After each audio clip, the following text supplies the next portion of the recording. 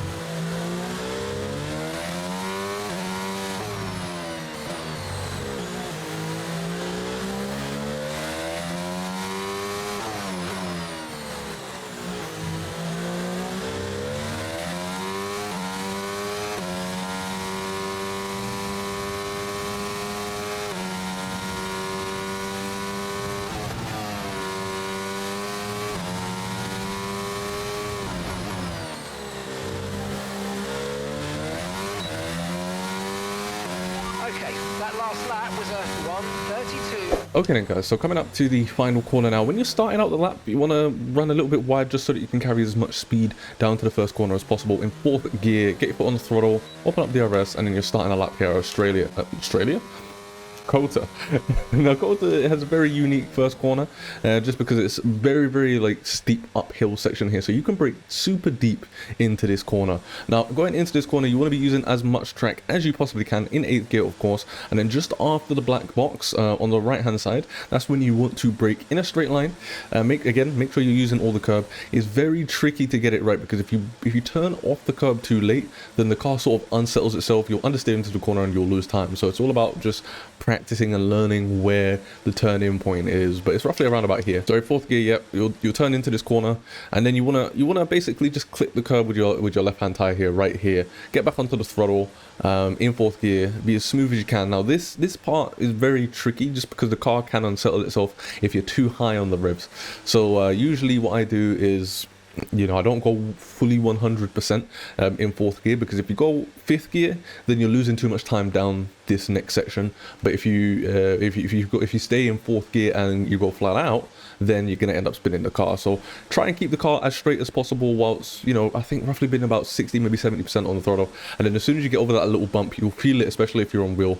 Then you can go 100% up the 5th gear. Then for this corner, you want to try and just use as much of the curb here as possible. So maybe about this much, if not a little bit more. The car can unsettle and spin if you use a bit too much and you have too much of a turn-in angle, so do be careful with that. And then you want to place your car in the middle of the track for this next corner, because these next few corners, the famous S's at the Circuit of the Americas, it's taken flat out pretty much in this year's game. I know, crazy. Even in F1 2020, I believe the final left-hander in the S section wasn't flat, but in this year's game, it is flat. So you'll be in 8th gear here.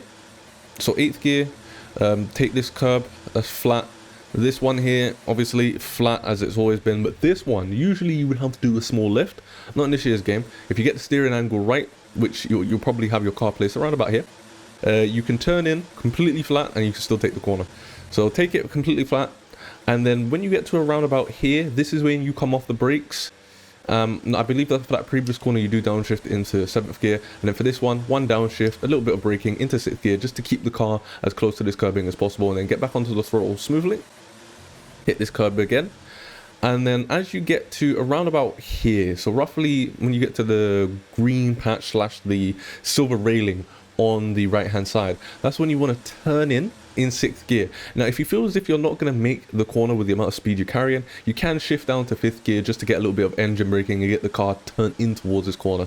But ideally you want to be in 6th, but yeah, you can be in 5th. I believe in my lap I was in 5th.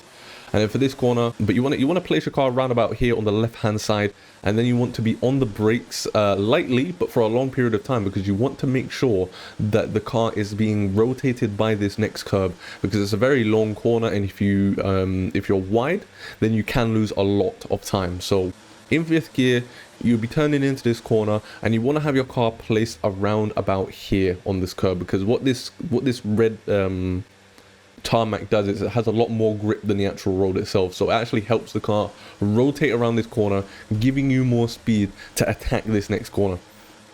This corner you can cut pretty much up until the orange touches here. Any more than say this and you're pretty much invalidating the lap, so you do want to be careful there. It's very easy to either spin or invalidate there, but use all the track so that you're not forced to lift off or anything like that when you're coming out of that corner.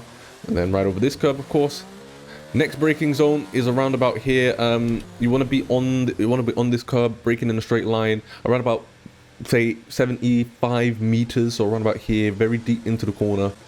7th gear, you're going to be going into this corner, and then you want to downshift into 4th, turn in just after the 50, and then you, similar to the first corner, you want to clip the curb right there with your left hand tires and get back on the throttle as soon as you can. Now ideally you want to be getting traction on the tarmac. Sometimes the car might go a little bit wide and you end up having to do the traction here. You can still get traction here, but it's just not ideal as getting traction fully on the tarmac. You can get on the throttle just a lot more aggressively when the car is just fully placed on the tarmac. Then you open up DRS, and it's just the path of least resistance here. You want to make sure that the car is as far right as possible so that you're not using too much of the track. This next braking zone, very, very difficult, just because you can brake so much deeper into the corner in this year's game. But coming into this, you want to be in a straight line, of course, 8th gear on this curbing. Now usually you would brake around about here, and you're probably going to brake around about here in the race as well, but on this year's game you can brake super deep in qualifying, around about say 120 to 110 meters before you could just brake. Even though it's downhill, you can still brake super late. So brake in a straight line down into 4th gear and then turn in just around about the 50. Then you want to use about this much curb. I think if you use a little bit more than this, then you'll invalidate. So you want to use around about that much. Keep the car turning in, because you don't want to touch those yellow such as curbs. Those are ugly and they will unsettle the car. So try and just place your right hand tires on the curb and then get back onto the tarmac as soon as possible. Straight line it to this next corner. This next corner doesn't really have a braking point. It's very difficult. It's sort of like you have to kind of go by memory. The best thing I've got for you guys is to check out the little guy or woman who's standing there. I can't really tell. But that person there, that's roughly a point of braking. As soon as you start to get close to that person, that's when, I think is a man actually, that's when you want to start braking. You want to use as much track as possible. I find it very difficult to use all of this track, but I have seen the esports drivers use this much track going into it, but usually I find that I can go about as wide as here before I need to turn in. 4th gear into this corner, and then you want to hit an earlier apex, because you basically want to use all the track that you possibly can on the exit here. So 4th gear, use all the track, upshift to 5th gear so that you can get the car, so you can get the throttle down and get power in the car, and then try and bring yourself back over to the right hand side for this next corner, completely blind as you're going into it. Downshift into 3rd gear. You want to use as much of the track as possible and turn in as late as possible so that you can really carry that speed in, upshift to 4th, and then get back on the throttle and carry that momentum down to this next part, which is completely flat by the way. And then you want to stay as close as you can to the curbing, hitting the 2nd curb, the 3rd curb, and the 4th sort of like curb here, like that. And then for this next corner, 6th gear, just as you're coming up to the black box, you want to downshift into 5th gear, or 7th gear, you want to downshift into 5th gear. Hit the curb there, carry as much speed as you can, use all the track on the exit, keep the car on the green tarmac here, or the green AstroTurf, sorry, in 6th gear, and then as you get to the black box, completely different to how you would at the beginning of the lap, you want to brake in a straight line, you want to have a hard braking zone, in a straight line, down into 4th, try and get the car turned in, you want to hit roughly this orange section here, and then just get your foot on the throttle as smooth as you can, really, because this corner, as you're coming out of the corner, you can really unsettle the car. So you want to be as smooth but as quick as you can, get the DRS open, and boom, that is a lap of the Circuit of Americas. And that's how I, and also more importantly you, can be quicker than Daniel Ricciardo at F122. If you enjoyed and learned a lot from this track guide and you want to learn more for other tracks, make sure to click here.